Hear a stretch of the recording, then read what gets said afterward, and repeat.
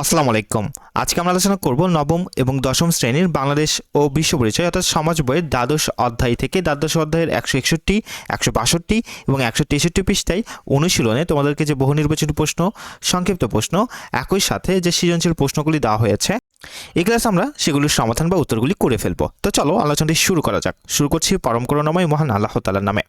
অনুশীলনের শুরুতেই দেখো তোমাদেরকে কিছু বহু নির্বাচনী প্রশ্ন দেওয়া হয়েছে, এরপর সৃজনশীল প্রশ্ন সহ তোমাদেরকে সংক্ষিপ্ত প্রশ্নগুলি দেওয়া হয়েছে, তাই না? আচ্ছা, তো চলো আমরা আলোচনা শুরু করছি পরম করুণাময় মহান আল্লাহ তাআলার নামে। শুরুতে দেখো তোমাদের কিছু বহু নির্বাচনী প্রশ্ন দেওয়া হয়েছে। 1 নম্বরে বহু নির্বাচনী প্রশ্ন বলা হচ্ছে কর বহির্ভূত রাজস্ব কোনটি? উত্তরটি হবে ক, বন। 2 নম্বর বলা হচ্ছে বাংলাদেশ সরকারের ব্যয়ের প্রধান খাত কোনটি? উত্তরটি হবে খ নাম্বার, প্রতিরক্ষা। 3 নম্বরে বলা হচ্ছে নিচের কোন কাজটি সোনালী ব্যাংকের? উত্তরটি হবে খ নাম্বার, বিদেশ থেকে গাড়ি আমদানিতে অর্থ দেওয়া। 4 নম্বরে বলা হচ্ছে বাংলাদেশ ব্যাংকের কাজ হলো নিচের কোনটি কোনটি? তো উত্তরটি কিন্তু হবে খ নাম্বার 2 ও 3, অর্থাৎ আর্থিক সংকটকালে বাণিজ্যিক ব্যাংকে ঋণ প্রদান, ব্যবসায় করার জন্য ঋণ প্রদান। এরপরে দেখো তোমাদেরকে বলা হচ্ছে যে নিচের অনুচ্ছেদটি পড়ো এবং 4-5 প্রশ্নের উত্তর দাও। এখানে কিন্তু 4-5 নম্বর এমসিকিউটা এখানে দেওয়া হয় নাই, আমি তোমাদেরকে 4-5 সহ এমসিকিউ সহ উত্তরটি কমেন্ট বক্সে দিয়ে দেবো, তোমরা ওখান থেকে দেখে নিবে, যেহেতু বই এটা নাই এবং এটা মিস হয়েছে এখানে।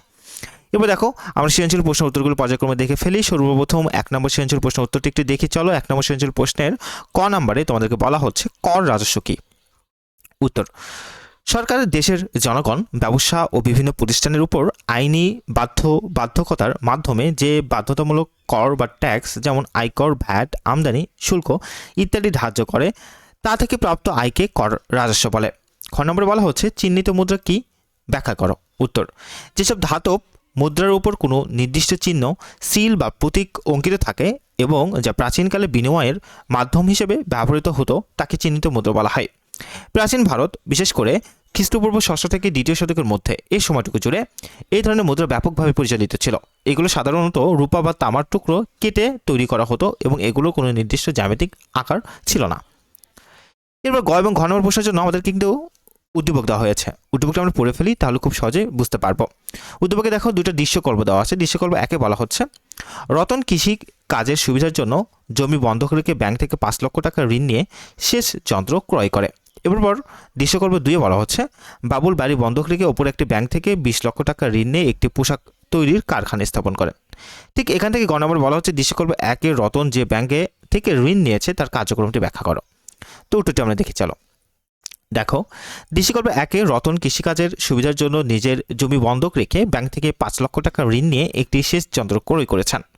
উদ্দীপকের এই বিবরণী থেকে স্পষ্ট বুঝিয়মান হয় যে রতন মূলত একটি বিশেষায়িত কৃষি ব্যাংক, যেমন বাংলাদেশ কৃষি ব্যাংক থেকে ঋণ গ্রহণ করেছেন। এই ধরনের ব্যাংকের প্রধান কাজ হলো দেশের কৃষি ও গ্রামীণ অর্থনীতির সার্বিক উন্নয়ন সাধন করা। কৃষি ব্যাংকের মূল কার্যক্রমের মধ্যে অন্যতম হলো প্রকৃত কৃষকদের ফসল উৎপাদন, উন্নত মানের বীজ, সার ও কীটনাশক ক্রয়ের জন্য স্বল্পমেয়াদী ঋণ প্রদান করা। এছাড়া রতনের মতো কৃষকদের সেচ যন্ত্র, ট্রাক্টর, পাওয়ার টিলার এবং অন্যান্য আধুনিক কৃষিজাত যন্ত্রপাতি কেনার জন্য মধ্যম ও দীর্ঘমেয়াদী ঋণের সুবিধা দেওয়া এই ব্যাংকের একটি অন্যতম দায়িত্ব। এরপরে দেখো, এই ব্যাংক গ্রামীণ এলাকায় জমি বা স্থাবর সম্পত্তির বন্ধক রাখার মাধ্যমেও অত্যন্ত সহজ শর্তে প্রাতিষ্ঠানিক ঋণ নিশ্চিত করে, যা কৃষকদের ব্যবসা হবে এখানে, হ্যাঁ, কৃষকদের ব্যবসা বা মহাজনের শোষণ থেকে রক্ষা করে। শুধু তাই নয়, সরকারি মাঠ পর্যায়ের কৃষিকাজ ছাড়াও পশুপালন, হাঁস মুরগি খামার, মৎস্য চাষ এবং বিভিন্ন কুটির শিল্পের প্রসারও এই ব্যাংক আর্থিক ও কারিগরি সহায়তা দিয়ে থাকে। পাশাপাশি গ্রামীণ সঞ্চয় বৃদ্ধির লক্ষ্যে ক্ষুদ্র ক্ষুদ্র আমানত সংগ্রহ করাও এই ব্যাংকের কার্যক্রমের অন্তর্ভুক্ত। সংক্ষেপে রতনের সেচ যন্ত্র কেনার জন্য ঋণ দেওয়ার মাধ্যমে এই ব্যাংকটি দেশের কৃষি উৎপাদন বৃদ্ধির মূল লক্ষ্যেই কাজ করছে।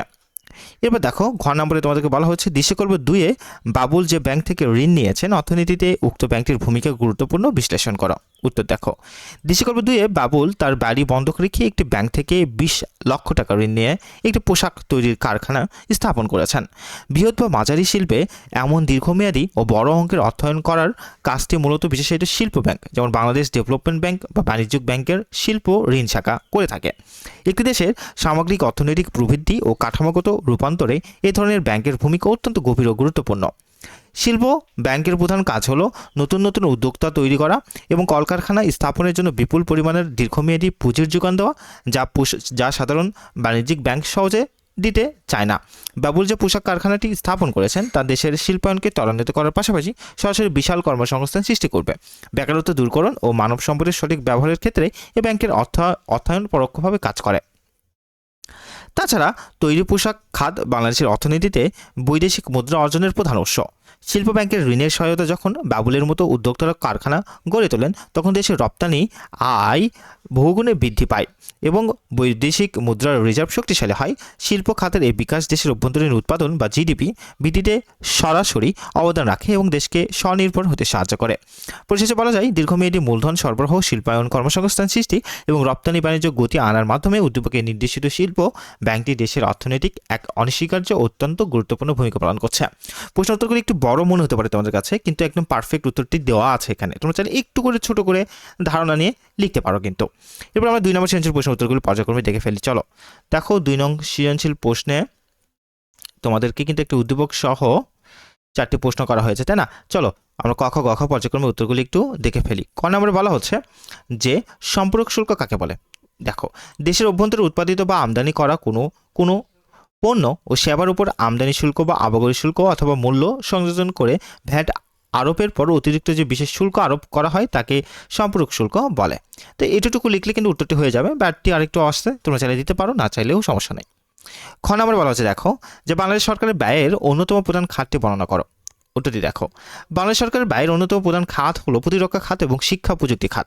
তবে সামগ্রিক উন্নয়ন ও সেবা বিবেচনায় শিক্ষা প্রযুক্তি এবং জনপ্রশাসন ও ঋণ পরিশোধের সুদ অন্যতম শীর্ষ ব্যয়বহুল খাত, এগুলো তুলে দিতে পারো। শিক্ষা খাতের ব্যয় বর্ণনা করতে গেলে দেখা যায়, সরকার দেশের মানব সম্পদ উন্নয়নের লক্ষ্যে প্রতি বছর বাজেটের একটি বিশাল অংশ এই খাতে বরাদ্দ রাখে। এছাড়া বিজ্ঞান ও প্রযুক্তির প্রসারে, গবেষণা এবং ডিজিটাল অবকাঠামো তৈরিতেও সরকার এই খাত থেকে বিপুল পরিমাণ অর্থ ব্যয় করে থাকে। এরপর গ এবং ঘ নম্বর প্রশ্নের জন্য আমাদেরকে একটি উদ্দীপক দেওয়া হয়েছে। আমরা একটি উদ্দীপকটি পড়ে ফেলি, তাহলে খুব সহজে উত্তরগুলি বুঝতে পারবো। বলা হচ্ছে দেখো, জাহিদ নিউ মার্কেটে ঈদের শার্ট কিনতে চাই। শার্টের দাম দিতে গিয়ে তাকে শার্টের গায়ে লেখা দামের চেয়ে বেশি দাম দিতে হয়। কারণ জানতে চাইলে বিক্রয় কর্মী তাকে বলেন বাড়তি দাম এক ধরনের কর।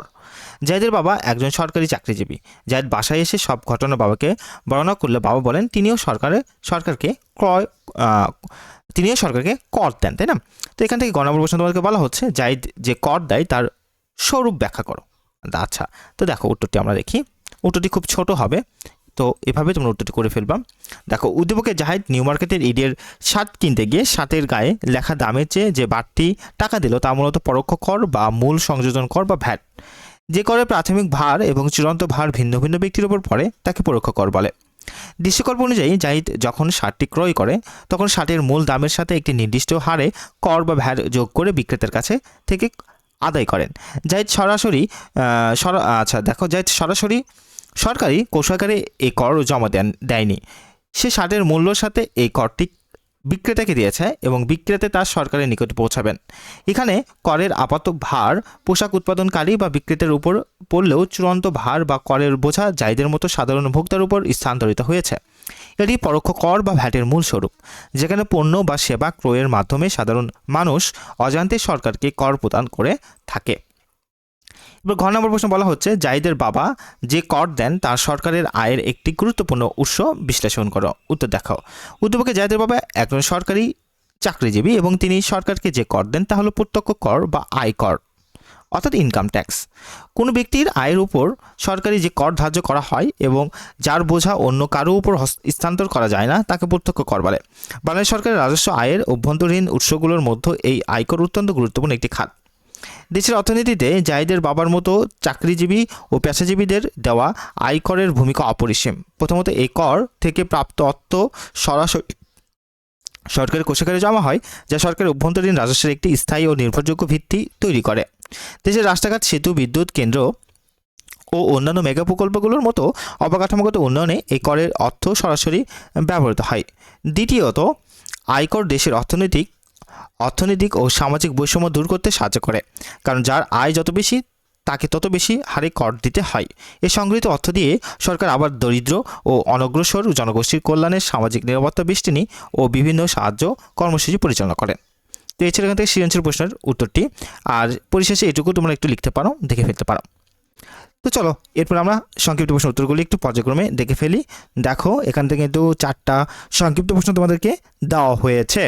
আচ্ছা, 1 নম্বর সংক্ষিপ্ত প্রশ্ন বলা হচ্ছে, দেখো সরকারি অর্থব্যবস্থা কি? উত্তর দেখো, অর্থনীতির যে শাখায় সরকারের আয়, ব্যয়, ঋণ এবং এগুলোর মধ্যবর্তী সমন্বয় বিধানের নীতি ও পদ্ধতি নিয়ে আলোচনা করা হয় তাকে সরকারি অর্থব্যবস্থা বলে। সহজ কথায় রাষ্ট্র বা সরকার তার দায়িত্ব পালনে ও দেশের উন্নয়নের জন্য কিভাবে অর্থ সংগ্রহ করবে এবং তা কি কি খাতে ব্যয় করবে তার সামগ্রিক ব্যবস্থাপনাই হলো সরকারি অর্থব্যবস্থা। এবার তোমাদেরকে বলা হচ্ছে, দেখো যে আবগারি শুল্ক কি? উত্তরটি দেখো, দেশের অভ্যন্তরে উৎপাদিত এবং ব্যবহৃত বিভিন্ন পণ্য সেবার উপর সরকার যে কর ধার্য করে তাকে আবগারি শুল্ক বলে। এদের মধ্যে একটি পরোক্ষ কর। সাধারণত দেশের ভিতরে উৎপাদিত ক্ষতিকর বা বিলাসবহুল পণ্যর, যেমন তামাকজাত দ্রব্য, মদ ইত্যাদি ব্যবহার কমানোর জন্য কিংবা নির্দিষ্ট কিছু সেবার, যেমন ব্যাংকের আমানত উপর এই শুল্ক আরোপ করা হয়। 3 নম্বর বলা হচ্ছে, কেন্দ্রীয় ব্যাংকে কেন নিকাশ ঘর বলা হয়? উত্তরটি দেখো, কেন্দ্রীয় ব্যাংক অন্যান্য তালিকাভুক্ত বাণিজ্যিক ব্যাংকগুলোর মধ্যকার পারস্পরিক দেনা পাওনা ও চেকের নিষ্পত্তি করার কেন্দ্রীয় স্থান হিসেবে কাজ করে বলে একে নিকাশ ঘর বলা হয়। দৈনন্দিন ব্যাংকিং কার্যক্রমে এক ব্যাংকের গ্রাহক অন্য ব্যাংকের চেক জমা দিলে ব্যাংকগুলোর মধ্যে যে আন্তঃব্যাংক দেনা পাওনা সৃষ্টি হয়, কেন্দ্রীয় ব্যাংক খুব সহজে ও নিরাপদ কাগজের হিসাব বা ইলেকট্রনিক উপায়ে নিজস্ব তহবিলের মাধ্যমে তা সমন্বয় ও নিষ্পত্তি করে দেয়। এই মধ্যবস্থা করার কারণে কেন্দ্রীয় ব্যাংকে নিকাশ ঘর বলা হয়। 4 নম্বর বলা হচ্ছে, বাণিজ্যিক ব্যাংক তার মূলধনের একটি অংশ কেন্দ্রীয় ব্যাংকে রিজার্ভ রাখতে হয় কেন? উত্তর দেখো, বাণিজ্যিক ব্যাংকগুলো আইনি বাধ্যবাধকতা এবং দেশের সামগ্রিক অর্থনৈতিক স্থিতিশীলতা রক্ষার জন্য তাদের মূল আমানত বা মূলধনের একটি নির্দিষ্ট অংশ, যে সিআরআর বা ক্যাশ রিজার্ভ রেশিও নামে পরিচিত, কেন্দ্রীয় ব্যাংকে বাধ্যতামূলকভাবে রিজার্ভ রাখতে হয়। এর মূল কারণ হলো আমানতকারীদের নিরাপত্তা, ঋণ নিয়ন্ত্রণ ও মুদ্রাস্ফীতি রোধ, আর্থিক শৃঙ্খলা বজায় রাখা। এই ছিল তোমাদের জন্য আজকের আলোচনাটি। ভিডিওটি ভালো লেগে থাকলে লাইক দেবে এবং অবশ্যই লার্নফ্লুয়েন্সি চ্যানেলটিকে সাবস্ক্রাইব করবে। আমরা ধারাবাহিকভাবে তোমরা প্রত্যেকটা অধ্যায়ের সমাধান এভাবে লার্নফ্লুয়েন্সি চ্যানেলে আপলোড করে ফেলেছি, তোমরা চাইলে সেখান থেকে দেখে ফেলতে পারো। ভালো থেকো, সুস্থ থেকো, আসসালামু আলাইকুম।